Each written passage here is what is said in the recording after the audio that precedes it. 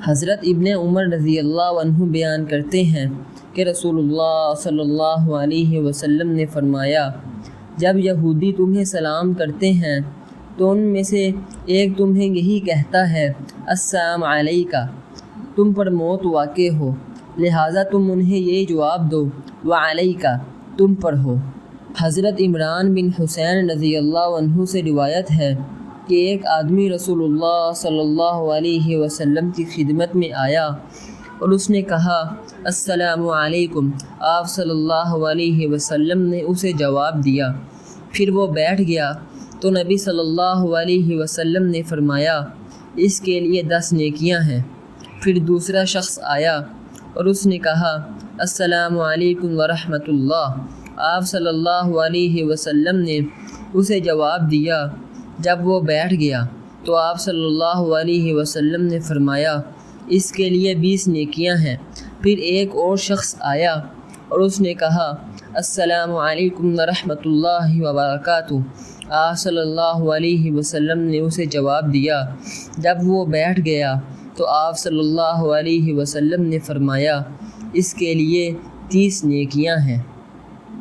حضرت عبداللہ بن عباس رضی اللہ عنہ سے روایت ہے کہ رسول اللہ صلی اللہ علیہ وسلم نے فرمایا، قبر میں مدفون مردے کی مثال بالکل اس شخص کی سی ہے جو دریا میں ڈوب رہا ہو اور مدد کے لیے چیخ پکار رہا ہو۔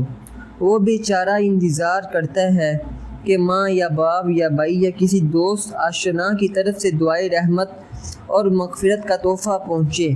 جب کسی طرف سے اس کو دعا کا تحفہ پہنچتا ہے تو وہ اس کو دنیا و ما فیہا سے زیادہ عزیز و محبوب ہوتا ہے، اور دنیا میں رہنے بسنے والوں کی دعاؤں کی وجہ سے قبر کے مردوں کو اتنا عظیم ثواب اللہ تعالیٰ کی طرف سے ملتا ہے جس کی مثال پہاڑوں سے دی جا سکتی ہے، اور مردوں کے لیے زندوں کا خاص ہدیہ ان کے لیے دعائی مغفرت ہے۔ حضرت عبداللہ بن عمر رضی اللہ عنہ سے روایت ہے کہ رسول اللہ صلی اللہ علیہ وسلم نے فرمایا کہ اللہ تعالیٰ بندے کی توبہ اس وقت تک قبول کرتا ہے جب تک گرگرہ کی کیفیت شروع نہ ہو۔ موت کے وقت جب بندے کی روح جسم سے نکلنے لگتی ہے تو حلق کی نالی میں ایک قسم کی آواز پیدا ہو جاتی ہے جسے عربی میں گرگرہ اور اردو میں کھرا چلنا کہتے ہیں۔ اس کے بعد زندگی کی کوئی آس اور امید نہیں رہتی۔ یہ موت کی قطعی اور آخری علامت ہے۔ اس حدیث میں فرمایا گیا ہے کہ گرگرہ کی اس کیفیت کے شروع ہونے سے پہلے بندہ اگر توبہ کر لے تو اللہ تعالیٰ اس کی توبہ قبول فرمائے گا۔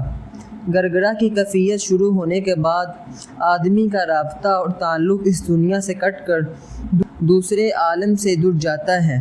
اس لیے اس وقت اگر کوئی کافر اور منکر ایمان لائے یا کوئی نافرمان بندہ گناہوں اور نافرمانیوں سے توبہ کرے تو اللہ تعالیٰ کے یہاں قابل قبول نہ ہوگا۔ ایمان اور توبہ اسی وقت تک کی معتبر اور قابل قبول ہے جب تک زندگی کی آس اور امید ہو اور موت آنکھوں کے سامنے نہ آ گئی ہو۔ قرآن پاک میں بھی صراحت کے ساتھ فرمایا گیا ہے۔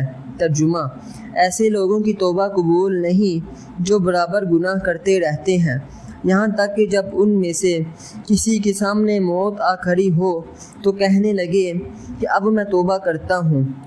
حدیث کے مضمون کا ماخذ بظاہر یہی آیت ہے، اور اس کا پیغام یہی ہے کہ بندے کو چاہیے کہ توبہ کے معاملے میں ٹال مٹول نہ کرے۔